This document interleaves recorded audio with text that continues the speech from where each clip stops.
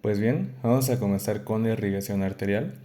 Como es de habitud, hemos de partir del ventrículo izquierdo de nuestro corazón y pasar por la aorta ascendente para llegar finalmente a nuestro callado aórtico. De aquí, como ya sabemos, vamos a encontrar tres ramos, es decir, el tronco brachiocefálico, la carótida primitiva izquierda y la subclavia izquierda. En cuanto tenemos el tronco brachiocefálico, veremos que se divide en la carótida primitiva derecha y la subclavia derecha. Ahora, para ir ascendiendo y pasar a la irrigación tanto del encéfalo, el ojo y más adelante a la de la médula espinal, hemos de considerar primeramente a la arteria subclavia. ¿Por qué? Recordaremos que ella está dividida en tres porciones anatómicamente hablando gracias a este músculo de aquí, que es el escaleno anterior. Él nos va a dividir a la arteria subclavia en porción preescalénica, escalénica y posescalénica. Como sabemos, ella termina en cuanto cruza el borde lateral de la primera costilla. Ahora, de la porción preescalénica, nosotros vamos a encontrar a esta arteria de aquí, en su cara anterior, es decir, la arteria vertebral, que va a seguir ascendiendo hasta que va a penetrar al cráneo por medio de el foramen magno. Vamos a anotarlo aquí. Como nosotros sabemos, la arteria vertebral va a ascender por el cuello atravesando las apófisis transversas de las vértebras cervicales de la primera hasta la sexta. Recordemos que la séptima no tiene y en caso de tener está atrofiada. Así que la arteria vertebral va a pasar por la sexta hasta la primera vértebra cervical por sus forámenes transversos, por eso arteria vertebral, hasta penetrar por el foramen magno. Bien, eso es en la cara superior de la arteria subclavia. Ahora, cuando hablemos de irrigación de la médula espinal, hemos de considerar otras dos arterias.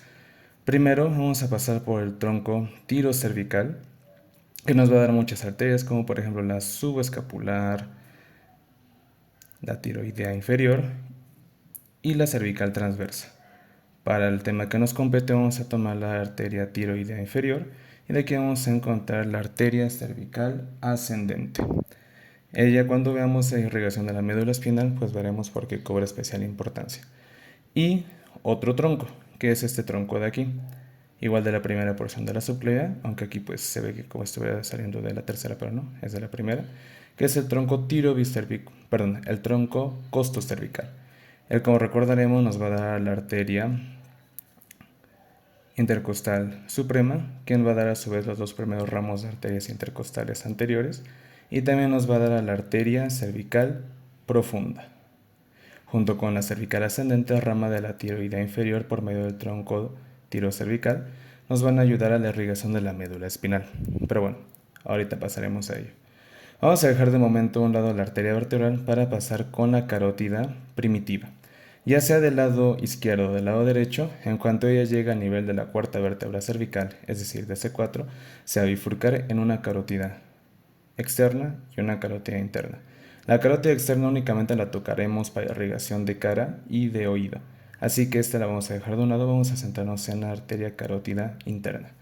Aquí, como vemos, hay una dilatación en el cuerpo o en las paredes de esta arteria carótida interna que se conocen como seno carotidio. El seno carotidio es definido como un varoreceptor. ¿Qué quiere decir eso? Que nos ayuda a detectar cambios en la presión de la sangre. Seno carotidio. Y también aquí se encuentra el corpúsculo carotidio, que él se define como un quimioreceptor. Corpúsculo carotidio.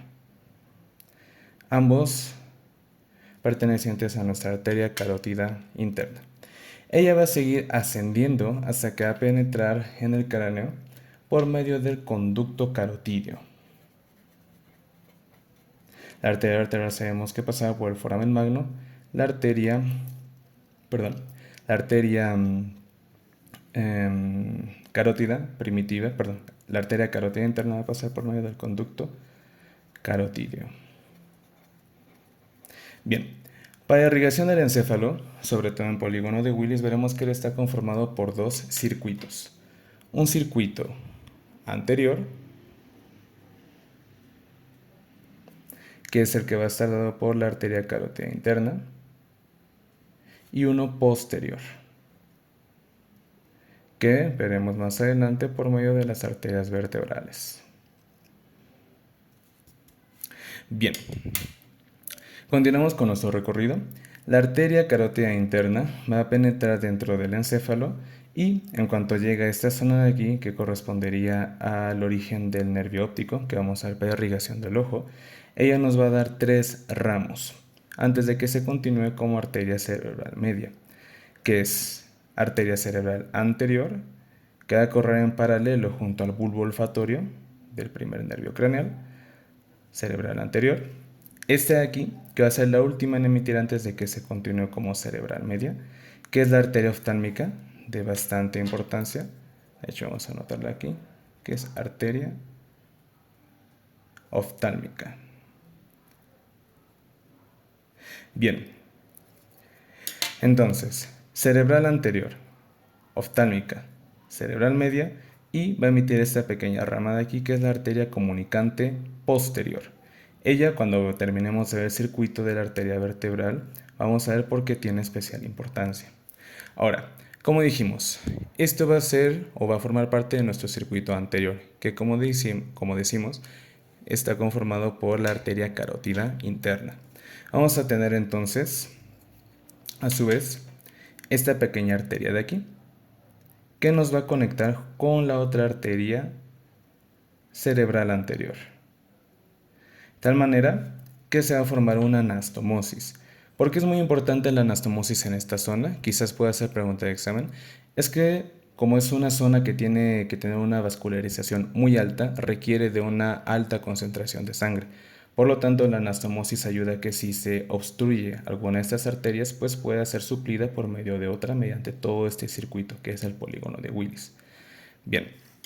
Entonces, el circuito anterior vamos a tener la carótida interna, que es el circuito anterior. Ella nos va a dar entonces un borde anterior. ¿Quién nos conforma el borde anterior? La arteria comunicante anterior. Bastante sencillo.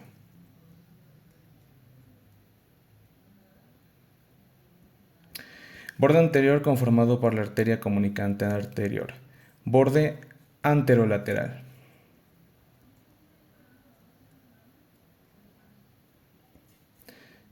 El borde anterolateral, como dijimos, esta arteria, que era la que daba la carótida interna, es la arteria cerebral anterior, unida con su homóloga del lado izquierdo, por medio de la arteria comunicante anterior.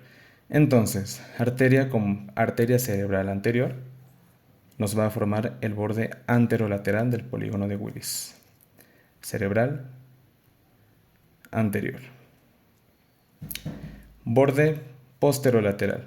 Esta arteria que dijimos que era emitida por la arteria carótida interna, que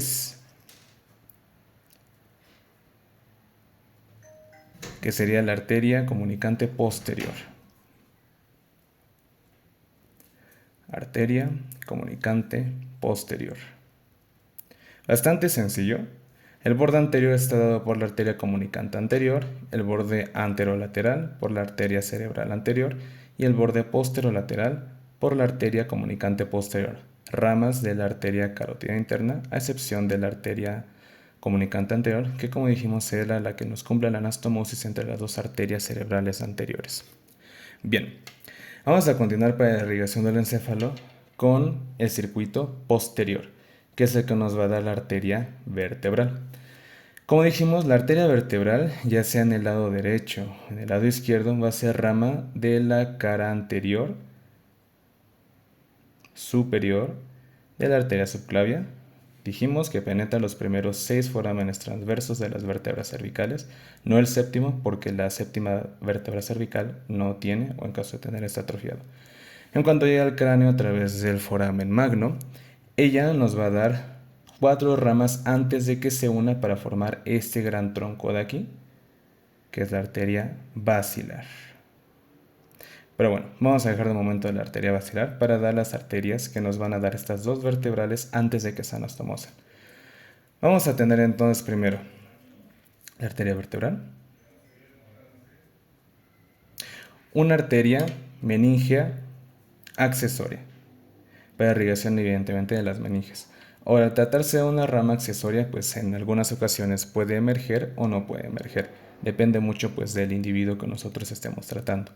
La siguiente, que sí está bien descrita, es la arteria cerebelosa posterior inferior, que si es cerebelosa posterior inferior, se va a encargar de la irrigación del encéfalo en su parte posterior. Entonces, vertebral, quedamos que nos daba una arteria meningea accesoria, la siguiente en emerger, cerebelosa postero inferior. A su vez, esta arteria cerebelosa postero inferior nos va a originar a esta arteria de aquí, que es la arteria medular anterior. Ella va a recorrer la cara posterior de la médula espinal, aquí correspondería a esta zona, por lo tanto no la vamos a dibujar porque ella pues recorrería la cara posterior de nuestra médula espinal. Esta entonces rama de la arteria cerebelosa posterior inferior. Arteria medular posterior. Y la última arteria en emerger, antes de que estas dos vertebrales se anastomosen para formar a la basilar, va a ser la arteria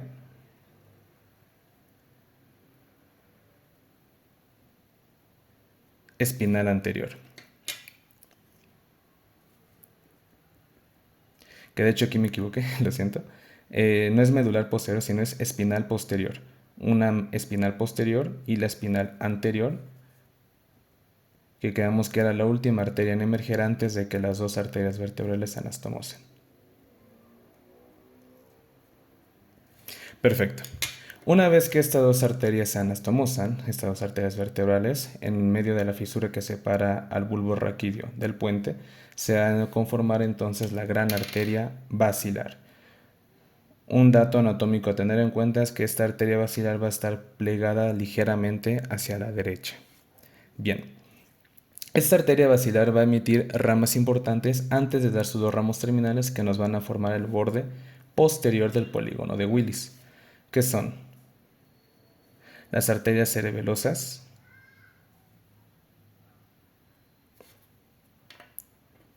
anteroinferiores. Aquí vamos a anotarlas. Basilar.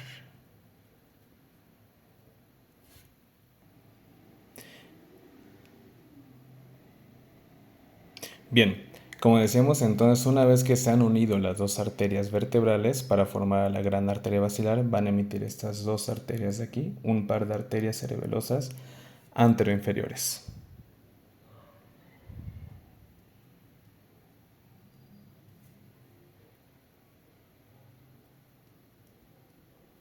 Las arterias cerebelosas anteroinferiores son ramas ya de la arteria basilar, mientras que las posteroinferiores son ramas de la arteria vertebral antes de que se anastomose. Bien, las siguientes arterias en emerger van a ser las arterias laberínticas, que serían las que suceden entonces a las arterias cerebelosas anteroinferiores. Arterias laberínticas.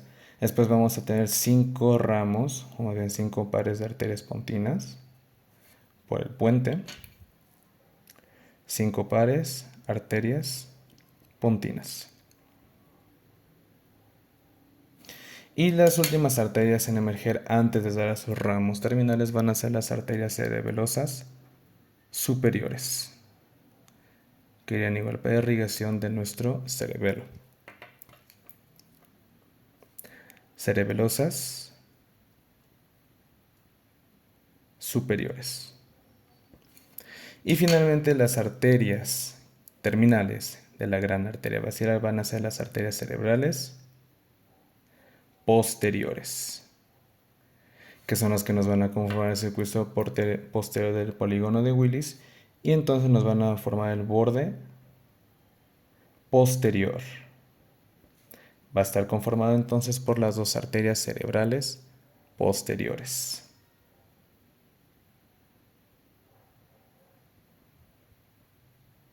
Perfecto. Entonces, repasando el polígono de Willis, tenemos un circuito anterior conformado por la arteria carótida interna y un circuito posterior conformado por la arteria vertebral. ¿Vale? En cuanto ellas se anastomosan, más bien, en cuanto ellas se unen mediante esta arteria de aquí, que es la arteria comunicante posterior, va a quedar conformado nuestro polígono de Willis. Entonces vamos a emularlo del lado izquierdo. La carótida interna va a penetrar en nuestro cráneo a través del conducto carotídeo y antes de continuarse como arteria cerebral media, que sería esta de aquí, nos va a dar entonces a la arteria cerebral anterior, a la arteria oftálmica, que es la que vamos a revisar a continuación, y la arteria comunicante anterior. Ahora, importante, la arteria comunicante anterior une a la arteria carótida interna con la arteria cerebral posterior. No une a la cerebral media con la cerebral posterior. No. La arteria comunicante posterior une a la carótida interna con la arteria cerebral posterior. Bien, aquí tenemos ya el polígono de Willis, el sistema vertebrovascular conformado por la unión de las dos arterias vertebrales. Vamos a continuar ahora con la irrigación del ojo. Bien, continuando entonces con la irrigación del ojo, vamos a tener de manera principal a la arteria oftálmica, que quedamos que era la última arteria en emitir la carótida interna antes de que se continuara como arteria cerebral media. La arteria oftálmica entonces va a tener un recorrido para la irrigación del ojo.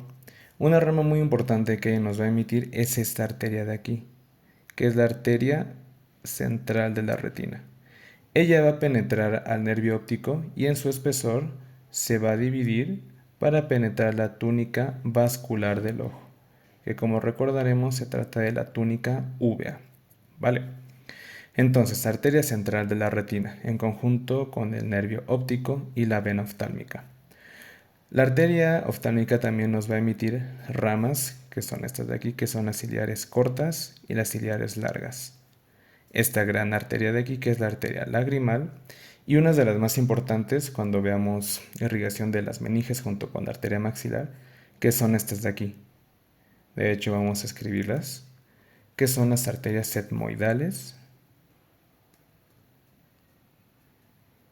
anterior y posterior. ¿Por qué son importantes para la irrigación de las meninges? Porque ellas nos van a dar ramas meningeas anteriores, que sean estas chiquitas de aquí. No es una gran arteria meningea, sino ramos meningios anteriores.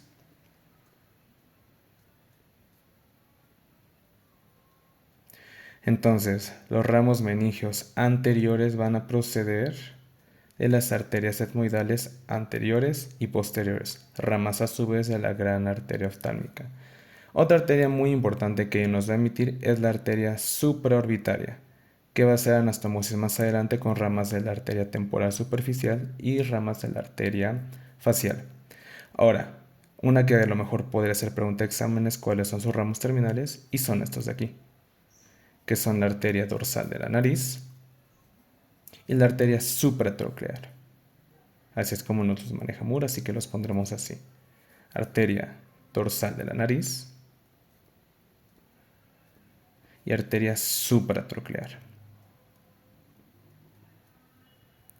De las más importantes a considerar entonces, quedamos que era la arteria central de la retina, que va a penetrar al nervio óptico en conjunto con la vena oftálmica para encargarse de la mayor irrigación del ojo. Las arterias etmoidales anteriores y posteriores, que quedamos que nos van a dar los ramos meningios anteriores para irrigación evidentemente de las meninges. Muy bien, con ello entonces hemos terminado la irrigación del encéfalo y del ojo. Ahora vamos con la irrigación de la médula espinal. La irrigación de la médula espinal es una de las más complejas porque, como sabemos, ella se encuentra a lo largo de gran parte de nuestra columna vertebral hasta que llega al disco que separa la primera vértebra lumbar de la segunda vértebra lumbar. Esta igual podría ser pregunta de examen. La médula espinal se termina en el disco que separa a L1 de L2. Fin a nivel de L1, L2. Por lo tanto, vamos a tener irrigación muy variada dependiendo del segmento que nosotros queramos tocar. Si hablamos de la porción cervical, de la porción torácica, de la porción abdominal o de la porción lumbar. Primero, vamos a retomar las arterias que habíamos sacado hace un momento de las arterias vertebrales, que eran las arterias espinales anteriores, como dijimos hace un momento. Espinales anteriores, últimas ramas en emitir por las vertebrales antes de anastomosarse en la arteria basilar. Ellas se van a encargar de la irrigación de los 2 tercios anteriores de la médula espinal, mientras que el tercio restante va a estar dado por las arterias espinales posteriores, que quedan ramas de la arteria cerebelosa posterior inferior. Perfecto. Entonces, esta arteria, que es la arteria espinal anterior, se encuentra discurriendo a lo largo de toda nuestra médula espinal. A lo largo de toda la médula espinal, a través de nuestra fisura media anterior. Entonces, esa fisura que se encontraba en esta zona media de la médula espinal, es decir, la fisura media anterior, va a estar ocupada por nuestra arteria espinal anterior. Perfecto. Dijimos entonces que vamos a tener una irrigación muy variada dependiendo del segmento de la médula espinal del que estemos hablando: cervical, torácico, abdominal o lumbar. Sin embargo, los tres van a estar dados por tres, digámoslo así, sistemas de irrigación, que son las arterias radiculares, las arterias espinales, que estas son realmente las más sencillas, y el último, que es el sistema de las arterias segmentarias.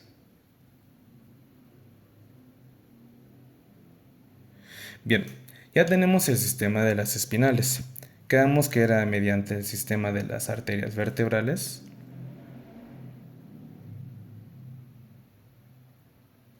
que nos van a conformar, antes de que se anastomosen en la basilar, a la arteria espinal anterior, que va a recorrer toda la fisura media anterior de la médula espinal. Entonces, arteria espinal anterior, que tenemos que irrigar los 2 tercios anteriores de la médula. Y el tercio restante va a estar dado por las arterias espinales posteriores, ramas de las cerebelosas posterior-inferiores. Perfecto. Vamos ahora con el sistema radicular. El sistema radicular es el que va a variar, ahora sí decíamos, dependiendo del segmento. Pero en cualquier segmento que hablemos, nosotros vamos a encontrar la siguiente distribución. Para ello, nos vamos a valer de una arteria intercostal posterior. Recordemos que las arterias intercostales posteriores eran ramas directas de la aorta abdominal. Recordaremos que la aorta abdominal nos va a emitir las arterias intercostales posteriores, pero en ese transcurso, cuando emite estas intercostales posteriores, nos va a dar un ramo dorsal. Este ramo dorsal, a su vez, nos va a dar un ramo espinal. Y este ramo espinal, a su vez, se va a dividir en dos: uno anterior, que va a penetrar al nervio espinal. Bueno, va a pasar en conjunto por medio de los forámenes, por medio de los forámenes por los que emergen los nervios espinales junto a esta arteria, que es la anterior, que recordaremos que los nervios espinales anteriores son los sensitivos y los anteriores son los motores y los posteriores son los sensitivos. Entonces, un ramo anterior y uno posterior van a correr al lado de los nervios espinales que van emergiendo a lo largo de toda nuestra médula espinal. Anterior, que quedamos que era motor, y posterior, que quedamos que era sensitivo. Perfecto. Este es el sistema de las arterias radiculares. Quedamos que en cualquier segmento van a dar un ramo dorsal, que a su vez este ramo dorsal que se va a continuar va a dar un ramo espinal, y este espinal a su vez nos va a dar ramos anteriores, posteriores, que van a correr al lado de los nervios espinales. Nosotros recordaremos que tenemos 31 pares de nervios espinales a lo largo de toda la médula espinal, por lo tanto también vamos a tener 31 pares de arterias espinales, anterior, posterior. Este es el que dijimos que varía. En el caso de la porción torácica, decíamos que va a estar dado por medio del aorta abdominal y las arterias intercostales posteriores. En caso de la región abdominal, va a estar dado por las arterias lumbares, que emergen a nivel del L1 hasta la L5, que recordemos que es rama de la arteria sacra media, el último par de arterias lumbares, todas las demás son ramas directas de la aorta abdominal. Las intercostales posteriores, ramas igual de la aorta abdominal en la región torácica. Y ahora retomaremos lo que decíamos de nuestra arteria subclavia. En la porción cervical, las arterias radiculares, este sistema va a estar conformado por la arteria cervical ascendente y la arteria cervical profunda. Nos van a terminar formando este mismo sistema, pero en la porción cervical. No va a ser por las intercostales posteriores o por las lumbares. No. El tema de las radiculares de la médula espinal, entonces en la porción cervical va a estar dado por la arteria cervical ascendente, cervical profunda, y también en buena medida por ramos pequeños de la arteria vertebral. Bien, entonces, ya tenemos ahora finalmente la irrigación de la médula espinal, pero nos falta el último segmento, digamos el último sistema, que es el sistema de las arterias segmentarias. Este realmente es bastante sencillo. Decíamos que de las intercostales posteriores, bueno, dependiendo del segmento del que habláramos, vamos a tener un ramo dorsal, un ramo espinal, y este ramo espinal va a arrojar a estas arterias de aquí, que era una anterior y una posterior. El sistema de las arterias segmentarias va a ser una arteria segmentaria que va a emerger y se va a anastomosar con la arteria espinal anterior, para conformar así la irrigación propiamente más grande de la médula espinal. ¿Por qué decimos que es de las más importantes? Porque, como recordaremos, la arteria espinal anterior se va a discurrir por toda nuestra médula espinal. Bien, este sistema, ¿cómo funciona? Una vez que estas arterias ya penetraron, digámoslo así, al interior de nuestra médula espinal, nos van a formar el plexo arterial pial, que sean las ramitas que va a dar toda la arteria espinal anterior. Entonces, plexo arterial pial.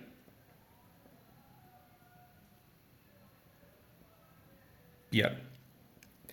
Este sistema a su vez nos va a dar ramas que van a penetrar a la médula espinal, por lo tanto se les van a conocer como ramas intramedulares.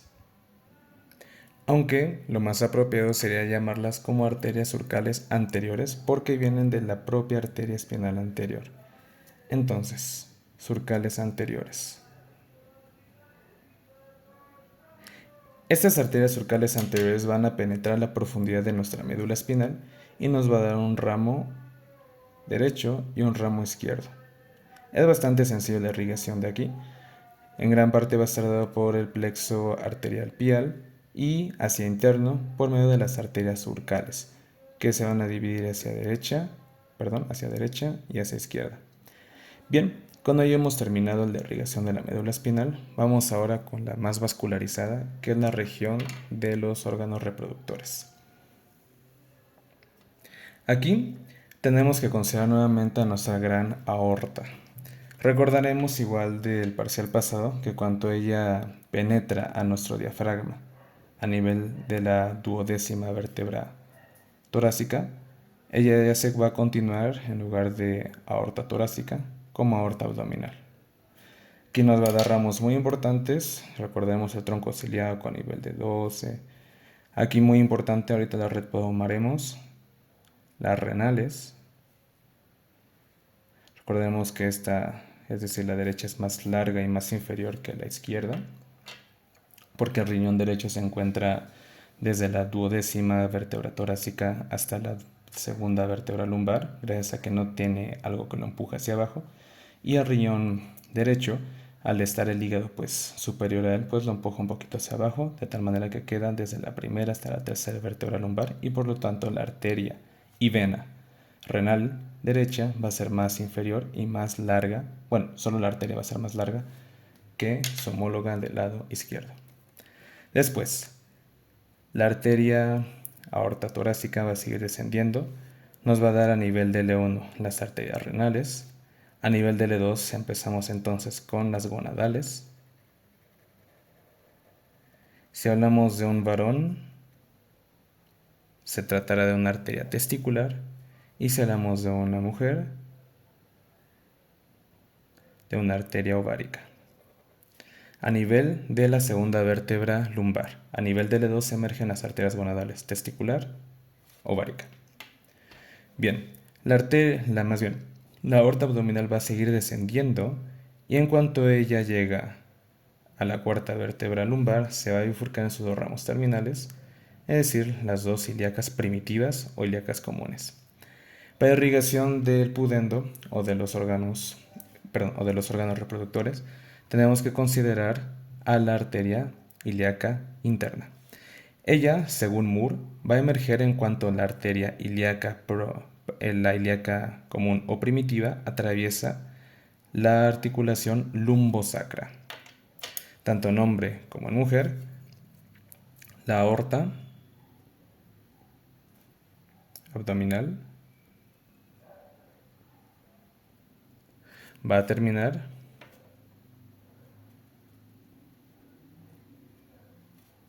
L4. Forma las dos ilíacas comunes. Y en cuanto la ilíaca común, ya sea izquierda o derecha, cruza la articulación lumbosacra, va a emerger la ilíaca interna y la ilíaca externa. Entonces, para la irrigación de los aparatos reproductores vamos a tomar a la arteria ilíaca interna. Vamos a dejar a la arteria ilíaca externa. A nivel entonces de la articulación lumbosacra va a emerger la arteria ilíaca interna. Ahora, en cuanto ella emerge, nos va a dar dos ramos. Uno posterior, que en conjunto con la arteria sacra media se va a ir hacia la irrigación parietal de la pelvis, y un ramo anterior, que es el que nos compete aquí. ¿Por qué? Porque el ramo anterior es el que se va a encargar de la irrigación de todas las vísceras de esta zona. En una mujer, la primera arteria en emerger va a ser la arteria uterina, que en conjunto con la arteria ovárica se va a encargar de la irrigación tanto del ovario, arteria ovárica, y de las tubas por medio de ramos tubáricos. Esto va a ser mediante la porción ascendente. Entonces, en la ilíaca interna, ramo anterior,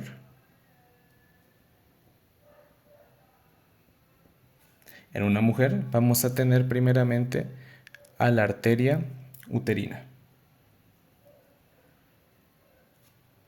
Ella a su vez va a dar dos ramas. La primera, rama ascendente de la arteria uterina, así se llama. Rama ascendente de la arteria uterina. Y una rama descendente que se conoce como arteria vaginal.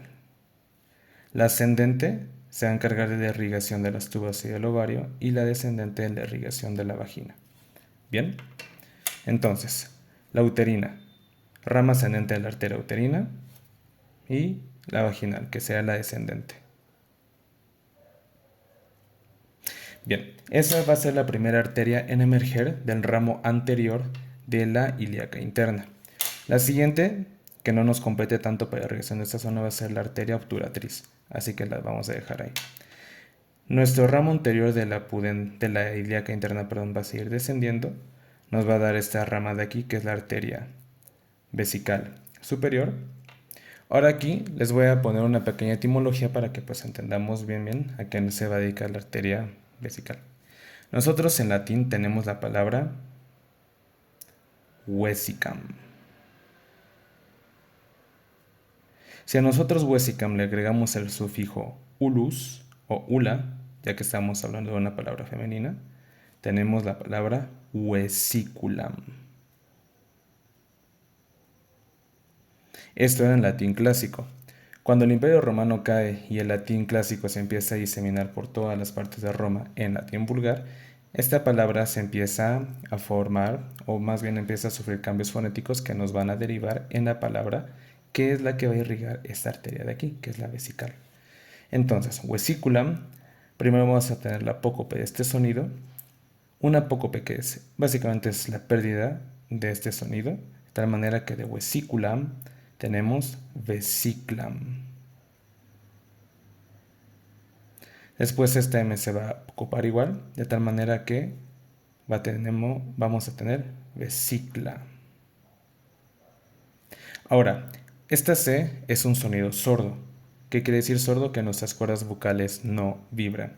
Sin embargo, la L y la A al momento de pronunciarla sí vibran. Por lo tanto, este conjunto va a sonorizar a esta. ¿Qué quiere decir sonorizar? Que va a hacer que vibre. Y la sonora de la letra C va a ser la G. De tal manera que tenemos vesiga. Después el siguiente paso es vejiga. Y aquí va a ocurrir un fenómeno muy parecido al que hace que nosotros no digamos México, como se tendría que pronunciar en náhuatl, sino que digamos México.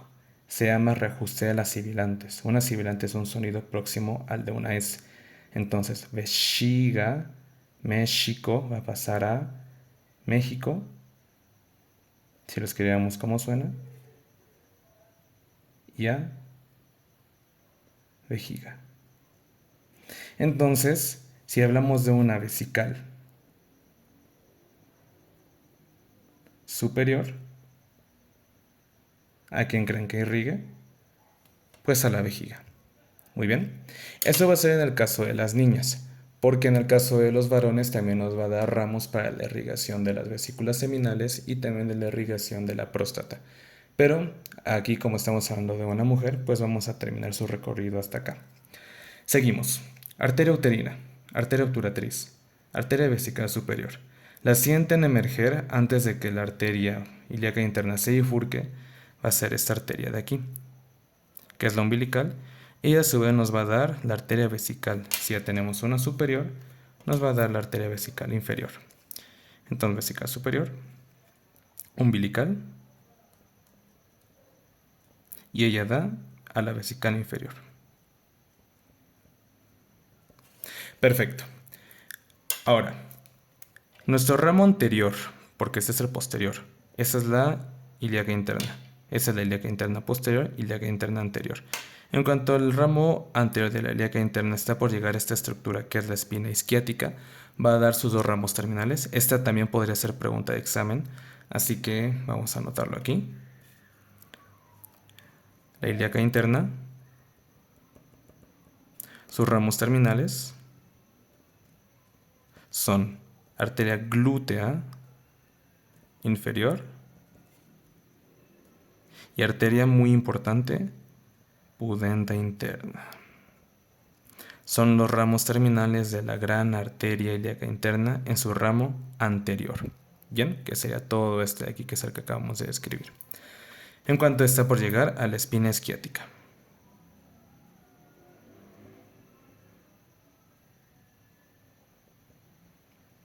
Entonces, en cuanto el ramo anterior de la ilíaca interna está por llegar a la espina isquiática, va a dar sus ramos terminales, glútea inferior y pudenda interna, que es la que vamos a escribir a continuación.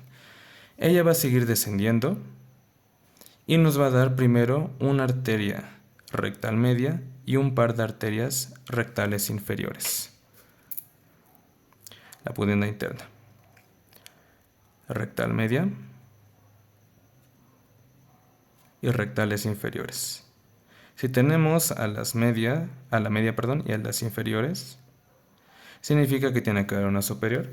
No obstante, ella no va a ser rama de la pudenda interna, sino que va a ser rama de esta gran arteria de aquí, que como recordaremos del parcial pasado, se trata de la arteria mesentérica inferior, que emerge a nivel de L3. Pero bueno, ahorita no lo vamos a considerar porque pues eso es irrigación del recto y del ano. Seguimos. Esta arteria pudenda interna va a seguir bajando. Nos va a dar la arteria perineal.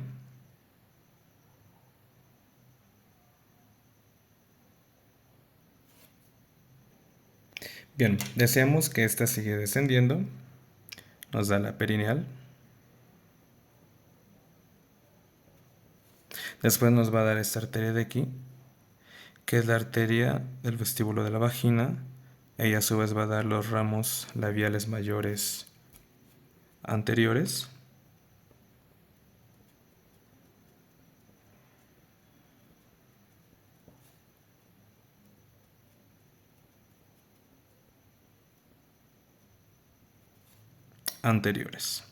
Posteriores. Porque los anteriores son ramos de otra arteria. Entonces, la pudenda interna, rectal media, un par de arterias rectales inferiores, perineal, del vestíbulo de la vagina, y la del vestíbulo de la vagina nos da las arterias labiales mayores posteriores. Ahora, una pregunta que igual puede ser muy importante y que a lo mejor va a ser de examen es ramos terminales de la pudenda interna.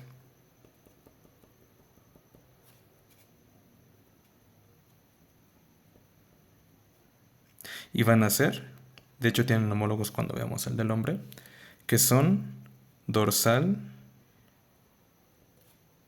y profunda del clítoris.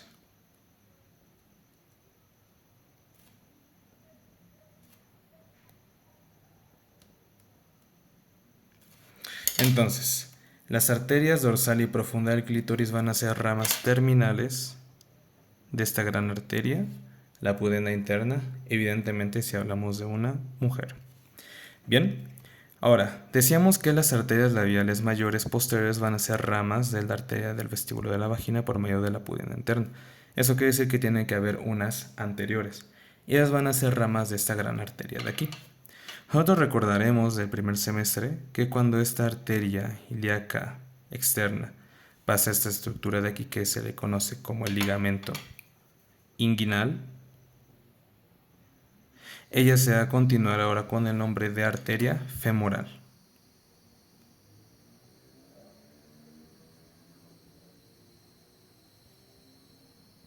En el ligamento inguinal. Entonces ella nos va a dar a la arteria pudenda externa.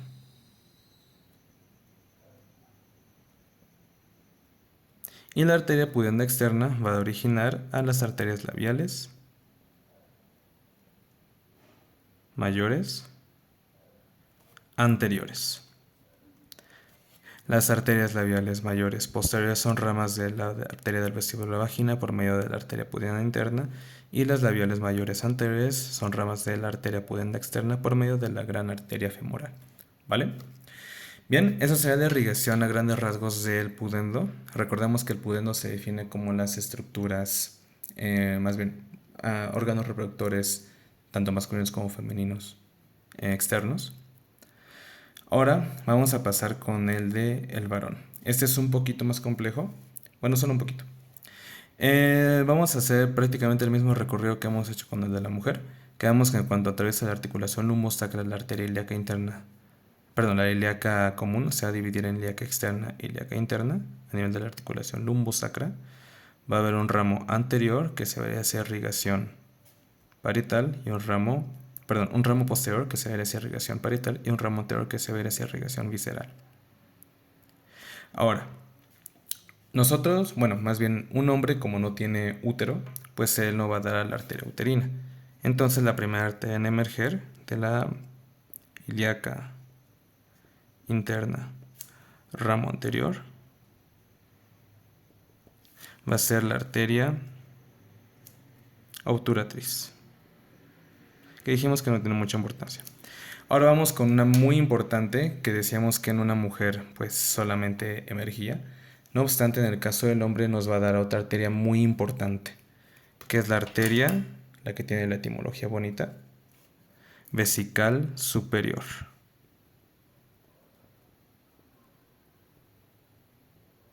La arteria vesical superior en un hombre va a ser importante porque, obturatriz, porque esta arteria vesical superior nos va a originar a esta arteria de aquí, que se dan hasta mostrar con la arteria testicular, que quedamos que emerge a nivel del E2 de la aorta abdominal, para pasar por el conducto inguinal, para formar parte del cordón espermático, y esta arteria es la arteria del conducto deferente.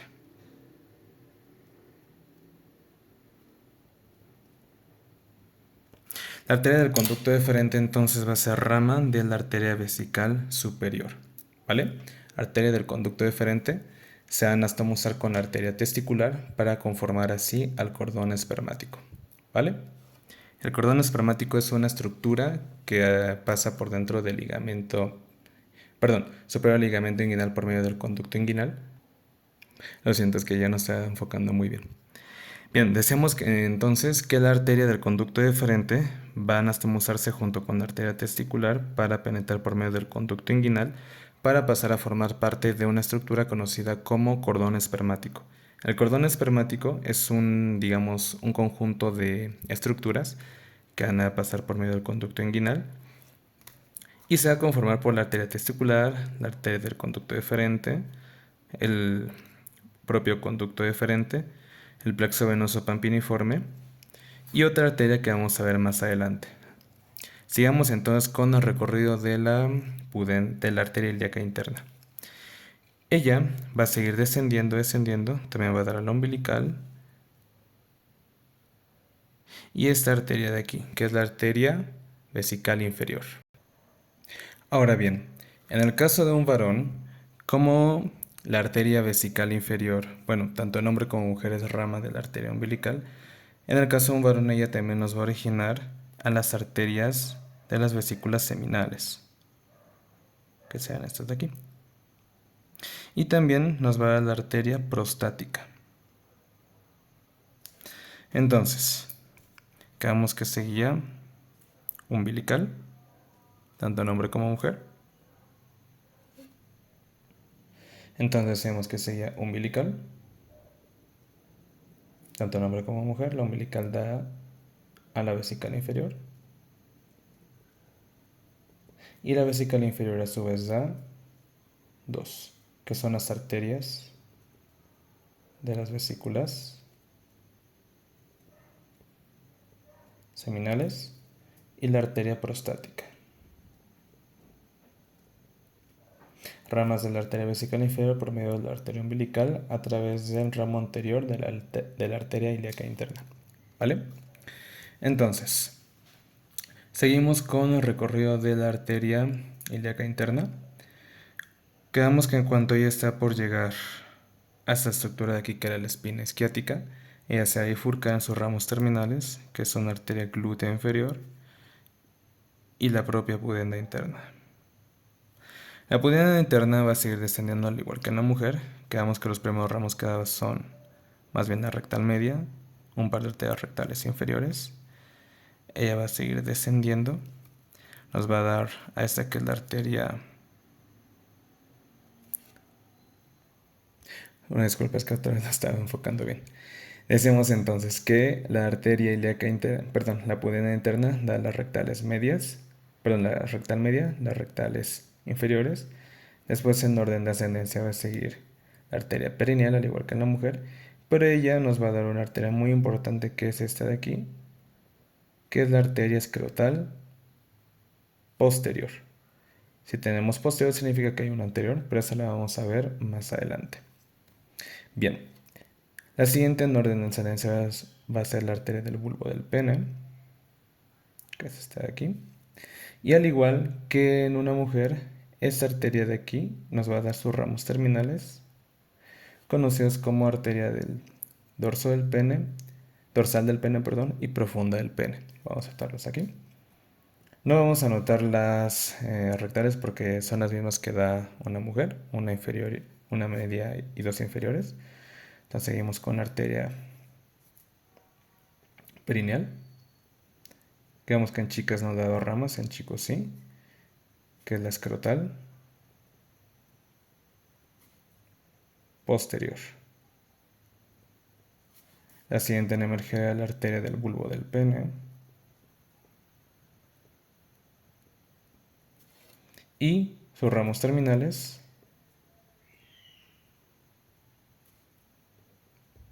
quedamos que eran las arterias dorsal del pene y profunda del pene.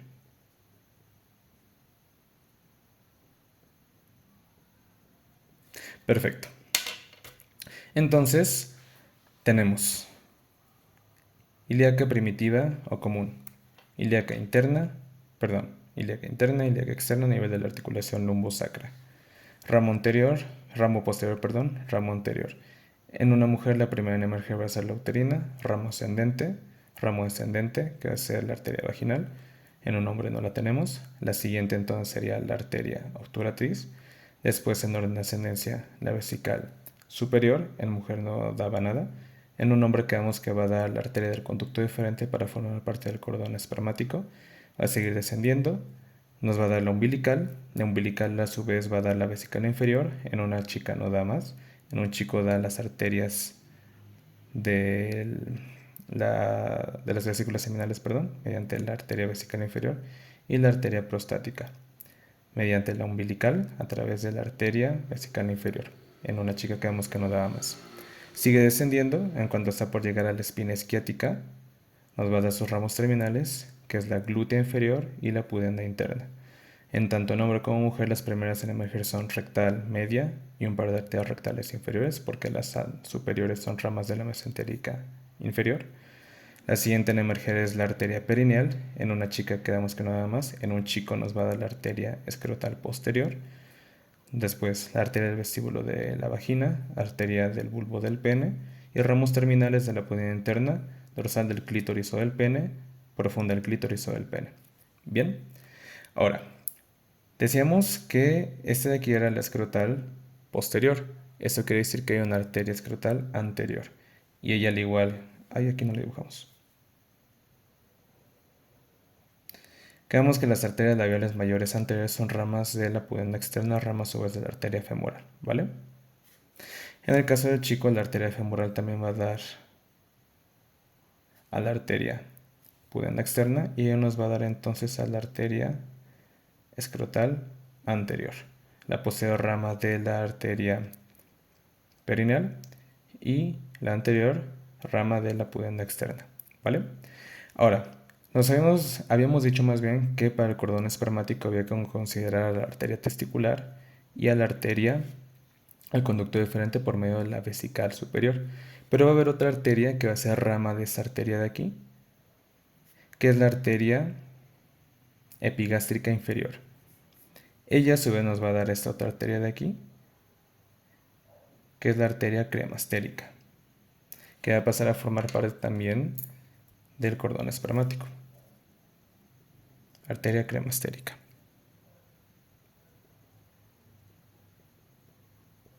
Perfecto.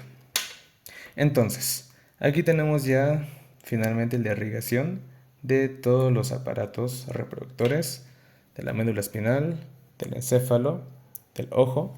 Nos falta la del oído y pasaremos finalmente al drenaje venoso.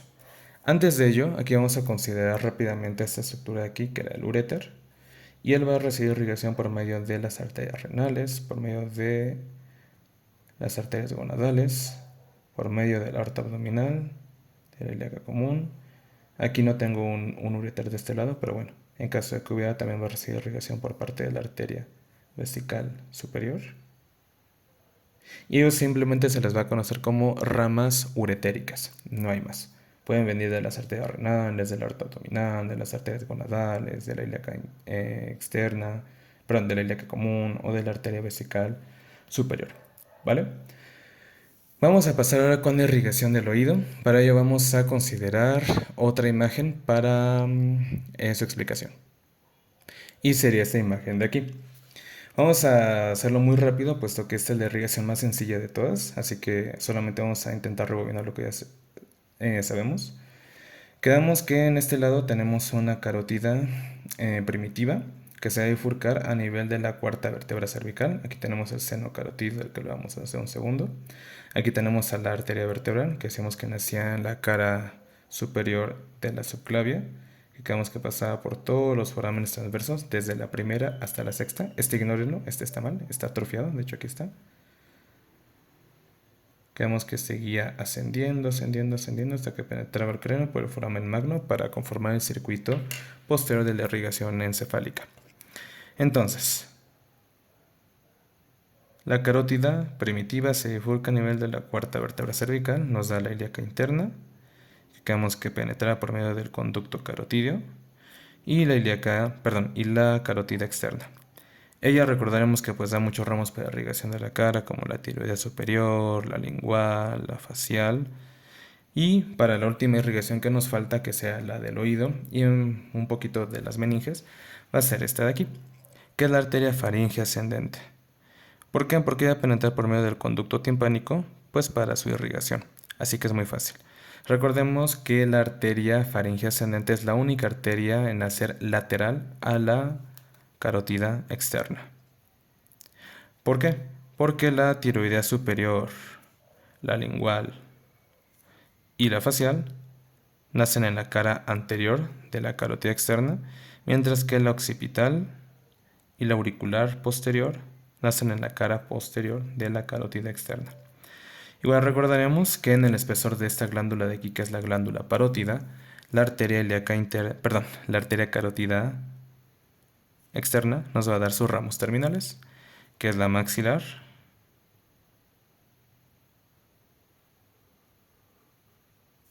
y la temporal superficial. Bien, para irrigación del tímpano, la última arteria a considerar sería esta de aquí, que es la arteria timpánica. Bastante fácil, rama de la maxilar. Para irrigación, cuando hablamos del ojo, decíamos que había una arteria que se iba a anastomosar con ramas de la arteria oftálmica, que es la arteria angular, que es rama terminal de esta gran arteria de aquí, que es la arteria facial. Así que no hay mayor pierde. Se anastomosa porque ya está en la zona de la órbita. Vamos a pasar entonces ahora con la última irrigación que nos falta, que es la irrigación de las meninges. Decíamos que las arterias en el esquema previo vertebrales nos iban a dar ramos meningeos accesorios para irrigación de las meninges. Pueden estar o no estar. Mientras que las ramas meningeas anteriores quedamos que eran ramas de las arterias etmoidales por medio de la arteria oftálmica. Sin embargo, la más importante y que sí no podemos pasar de alto y que inclusive podría ser pregunta de examen, es esta gran arteria de aquí, que es la arteria meningea media. Esta va a ser la que se va a encargar de la mayor parte de la irrigación de las meninges. ¿De quién es rama? De la arteria maxilar, y la arteria maxilar en conjunto con la temporal superficial es rama terminal de la arteria carótida externa. Bien, pues con ello hemos terminado pues la irrigación de todas estas zonas. Preguntas importantes que podrían venir, pues yo solamente metería lo de los bordes del polígono de Willis, así que vamos a repasarlo. Un circuito anterior que quedamos que está formado por las arterias carótidas internas. Las carótidas internas van a dar ramas antes de que se continúen como cerebrales medias, que son las arterias cerebrales anteriores, las comunicantes posteriores, la arteria oftálmica y la propia cerebral media, que es la continuación de la gran carótida interna, ¿vale? Las arterias cerebrales anteriores, ramas de la carótida interna, se van a unir por medio de la arteria comunicante anterior, que nos va a formar el borde anterior del polígono de Willis. El borde anterolateral va a estar conformado por las arterias cerebrales anteriores, como dijimos, borde anterolateral, borde anterior, comunicante anterior, borde anterolateral, cerebrales anteriores. Bien, el borde posterolateral decíamos que va a estar dado por esta arteria de aquí, que son las que da la carótida interna antes de continuarse como cerebral media, que son las arterias comunicantes posteriores. ¿Con quién comunican? Comunican a la carótida interna, muy importante, carótida interna, con la cerebral posterior. Y la cerebral posterior son los ramos terminales de la arteria basilar, que quedamos que la arteria basilar se conformaba por la unión de las dos arterias vertebrales en el surco que separa el puente de la médula oblonga. Bien, entonces esta sería básicamente la irrigación del encéfalo. Lo más importante para la irrigación de la médula espinal, aquí se me olvidó comentarles algo muy importante, y es que en las arterias segmentarias vamos a tener una muy importante que puede nacer en torno a las últimas vértebras lumbares, en torno a T9, o a las primeras vértebras, perdón, en torno a las últimas vértebras torácicas o las primeras vértebras lumbares, que es la arteria de Adamkiewicz.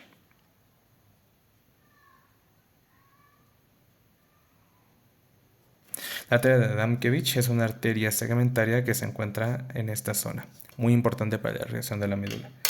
Quedamos, quizás lo más importante sea recordar que las arterias espinales anteriores son las que van a recorrer todo el surco medio anterior de la médula espinal y son las últimas ramas que las arterias vertebrales van a dar antes de que se anastomosen como la arteria basilar, ¿vale?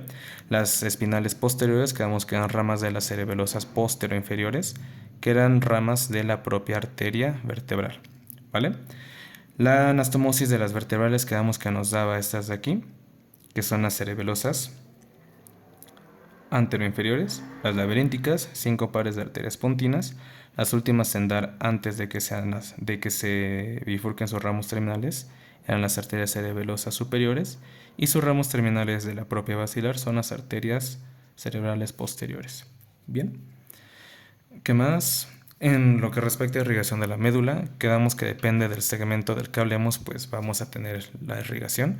En la zona torácica va a estar dada por las intercostales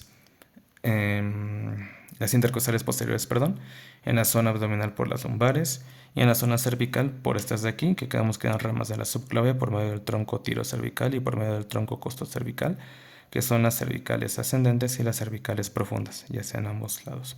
Bien, las vertebrales naciendo de la primera porción de la subclavia, la porción preescalénica. La aorta abdominal, eso ya lo preguntaron, pero bueno, recuerden que penetra el diafragma a nivel de T12. Las arterias renales emergen a nivel de L1, las gonadales emergen a nivel de L2, la mesentérica superior a nivel de L1, la mesentérica inferior a nivel de L3, la bifurcación aórtica a nivel de L4, la bifurcación de la ilíaca común para dar a la externa y a la interna a nivel de la articulación lumbosacra, un ramo posterior irrigación parietal, un ramo anterior irrigación visceral y pues todo lo que les comenté. El cordón espermático está conformado por la arteria testicular, que se anastomosa con la arteria del conducto deferente, rama mediante la arteria vesical superior y la arteria cremastérica, que se va a encargar de la irrigación del músculo cremaster, que va a ser rama de la arteria epigástrica inferior, rama a su vez de la arteria ilíaca externa, ¿vale? Y pues creo que eso sería todo, chicos. Así que vamos a ver lo último de drenaje venoso, que realmente es solamente lo que considera el pudendo.